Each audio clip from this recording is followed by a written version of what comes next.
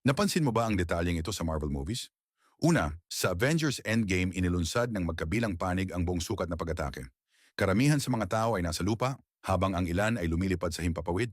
Pero kahit papaano, umiikot-ikot si Spider-Man sa isang open area gamit ang kanyang webs.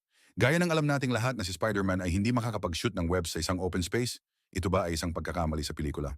Kung titingnang mabuti, makikita natin na talagang ikinakabit ni Spider-Man ang kanyang web kay Ant-Man. Pangalawa, nang maglakbay si Nebula pabalik sa nakaraan upang kunin ang Power Stone, ang kanyang cybernetic na kamay ay nasira ng napakalaking enerhiya ng bato. Ngunit ang kamay ni Nebula ay hindi nasira, kaya't nirap niya ng bandage para pagtakpan ito at matagumpay na nalinlang ang mga Avengers. Pangatlo, nang binalaan ng Banner ang lahat na darating si Thanos, sinabi niya kay Tony na makipag-ugnayan kay Captain America at tipunin ang mga Avengers. Tapos naglabas siya ng lumang flip phone. Ito ang phone ni Cap na ipinadala kay Tony pagkatapos ng Civil War.